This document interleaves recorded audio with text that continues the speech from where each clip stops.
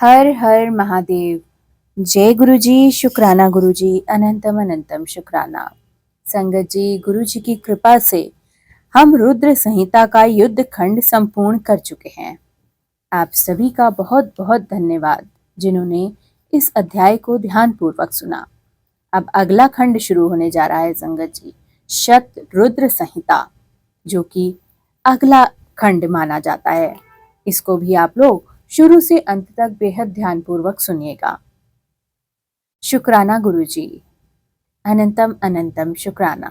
संगत जी, आज के अध्याय में हम जानेंगे कि शिव जी के सदोजात वामदेव, तत्पुरुष, अघोर और ईशान नामक 5 अवतारों का वर्णन।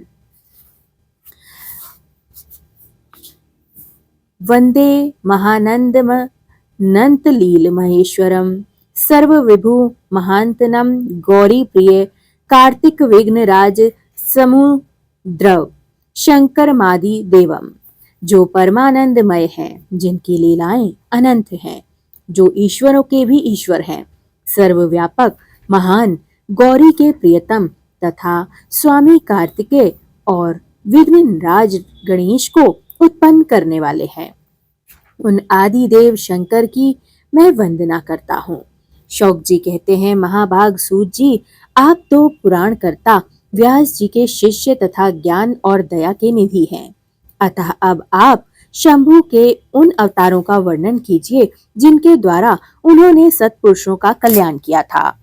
सूत जी बोले, शौक जी, आप तो मननशील व्यक्ति हैं, अतः अब मैं आपसे शिव जी के उन अवतारों का वर्णन करता हूँ।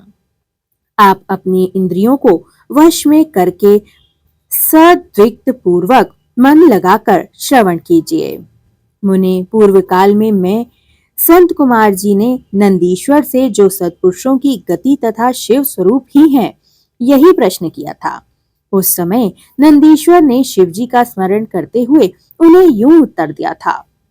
नंदीश्वर ने कहा, मुने, यूं तो सर्वव्यापी सर्वेश्वर शिव के कल्प कालांतरों में असंख्य अवतार हुए हैं, तथापि इस समय मैं अपनी बुद्धि के अनुसार उनमें से कुछ का वर्णन करता हूँ।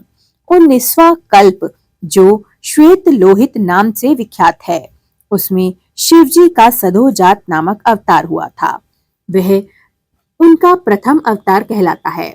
उस कल्प में जब ब्रह्मा पार ब्रह्म का ध्यान नहीं कर रहे थे, उसी समय एक श्वेत और लोहित वर्ण वाला शिखाधारी कुमार उत्पन्न हुआ।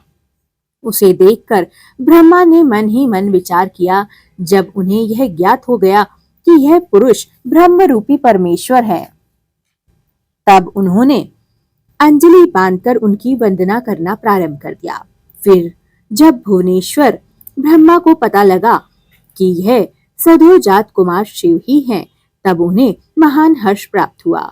वे अपनी सद्बुद्धि से बारंबार उस पार ब्रह्म का चिंतन करने लगे।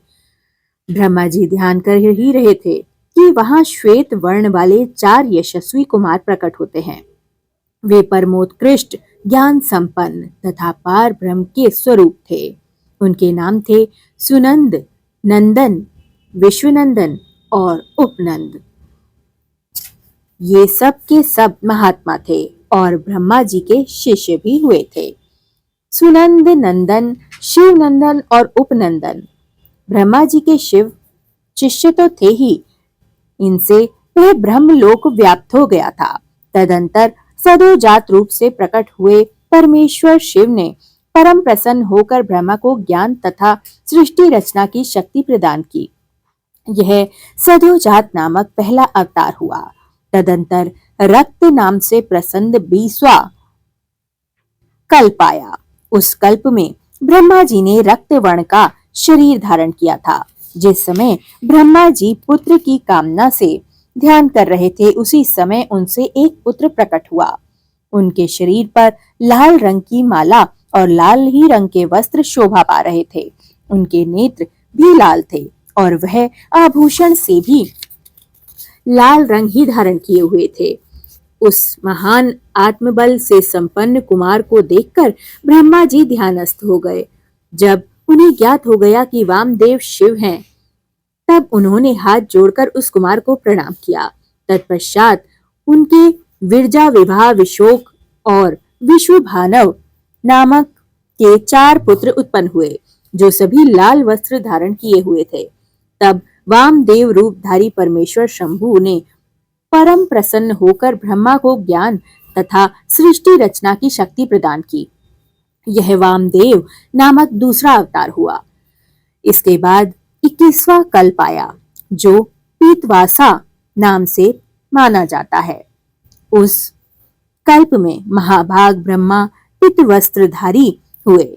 जब वे पुत्र की कामना से ध्यान कर रहे थे, उस समय उनसे एक महातेजस्वी कुमार उत्पन्न हुआ। उस पौण कुमार की भुजाएं विशाल थीं और उसके शरीर पर पीतांबर झलमला रहा था। उस ध्यान मग्न बालक को देखकर ब्रह्मा जी ने अपनी बुद्धि के बल से उसे तत्पुरुष शिव समझा। तब उन्होंने ध्यान युक्त चित्त से संपूर्ण लोकों द्वारा नतमस्कृत महादेवी शांकरी गायत्री तत्पुरुषाय विद्महे महादेवाय धीमहि का जप करके उन्हें नमस्कार किया। इससे महादेवी प्रसन्न हो गईं। तत्पश्चात उनके पार्श्व भाग से पित वस्त्रधारी दिव्य कुमार प्रकट हुआ। वे सब के सब योग मार्ग के प्रवर्तक हुए। यह तत्पुरुष नामक तीसरा अवतार हुआ। तत्पश्चात स्वयंभू ब्रह्मा के उस पितवर्ण नामक कल्प के बीत जाने पर पुनः दूसरा कल्प प्रवृत्त हुआ। उसका नाम शिव था। जब एका वर्ण की दशा में वह सहस्त्र दिव्य वर्ष व्यतीत हो गए, तब ब्रह्मा जी प्रजाओं की सृष्टि करने की इच्छा से दुखी हो विचार करने लगे। उस समय उन महातेजस्वी ब्रह्मा के समक्ष एक कुमार उत्पन्न हुआ। उस महापराक्रमी बालक के शरीर का रंग काला था। वह अपनी तेज से उद्दीपित हो रहा था तथा काला वस्त्र, काली पगड़ी और काला यज्ञोपवीत धारण किए हुए था। उनका मुकुट भी काला ही था और स्नान के पश्चात अनुलेपन चंदन भी काले रंग का ही था। उन भयंकर पराक्रमी महामनस्वी देव देवेश्वर अलौकिक कृष्ण पिंगल वर्ण वाले अघोर को देखकर ब्रह्मा जी ने उनकी वंदना प्रारंभ कर दी। तत्पश्चात ब्रह्मा जी उन भक्त वत्सल अविनाशी अघोर को ब्रह्म स्वरूप समझकर इष्ट वचनों द्वारा उनकी स्तुति करने लगे। तब उनके पार्श्व भाग से कृष्ण वर्ण वाले तथा काले रंग का अनुलेपन धारण किए हुए 4 महामनस्वी कुमार उत्पन्न हुए। वे सब के सब परम तेजस्वी अव्यक्त नामा तथा शिव सरीखे रूप वाले थे। उनके नाम थे कृष्ण, कृष्ण शिख, कृष्णास्य और कृष्ण कंठधृत। इस प्रकार उत्पन्न होकर इन महात्माओं ने ब्रह्मा जी की सृष्टि रचना के निमित्त महान अद्भुत घोर नामक योग का प्रचार किया। यह अघोर नामक चौथा अवतार हुआ। मुनीश्वरों तदंतर ब्रह्मा का दूसरा कल्प प्रारंभ हुआ। वह परम अद्भुत था और विश्वरूप नाम से विख्यात था। उस कल्प में जब ब्रह्मा जी पुत्र की कामना से मन ही मन शिव का ध्यान कर रहे थे, उसी समय महान सिंह नाद करने वाली विश्वरूपा सरस्वती प्रकट हुई तथा उसी प्रकार परमेश्वर भगवान ईशान प्रादुर्भूत हुए, जिनका वर्ण शुद्ध स्फटिक के समान उज्जवल था और जो समस्त आभूषणों से विभूषित थे। उन अजन्मा, सर्वव्यापी, सर्वांतर्यामी, सब कुछ प्रदान करने वाले सर्वस्वरूप सुंदर रूप वाले तथा अरूप ईशान को देखकर ब्रह्मा जी ने उन्हें प्रणाम किया। तब शक्ति सहित विभु ईशान ने भी ब्रह्मा को सन्मार्ग का उपदेश देकर 4 सुंदर बालकों की कल्पना की।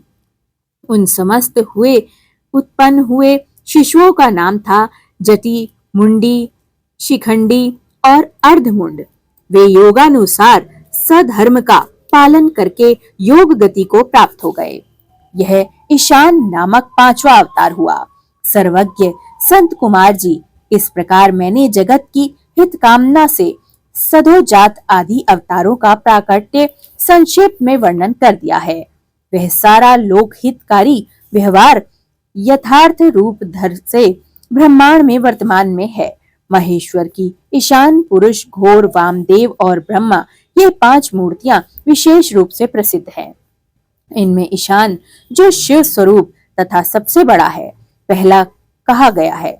वह साक्षात प्रकृति के भोक्ता क्षेत्रज्ञ में निवास करते हैं। शिव जी का दूसरा रूप तत्पुरुष नाम से ख्यात है। वह गुणों के आश्रय रूप तथा भोग्य सर्वज्ञ में अधिष्ठित हैं। पिनाकधारी शिव का जो अघोर नामक तीसरा स्वरूप माना गया है, वह धर्म के लिए अंगों सहित बुद्धित्व का विस्तार करके अंदर विराजमान रहते हैं। वामदेव वाला शंकर का चौथा स्वरूप अहंकार का अधिष्ठान है।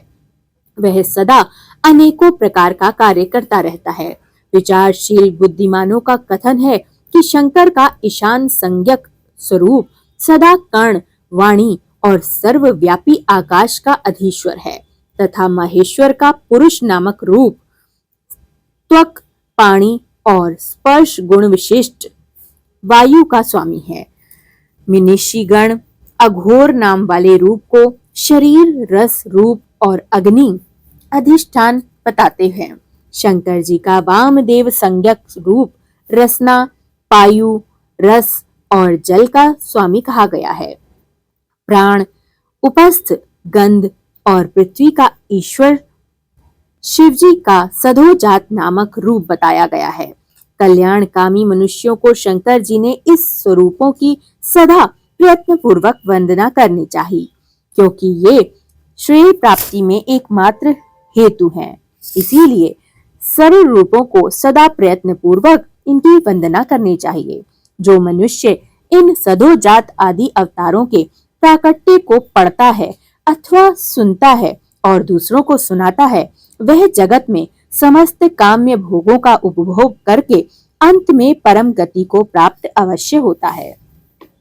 हर हर महादेव। जय गुरुजी, शुक्राना गुरुजी, अनंतम अनंतम शुक्राना।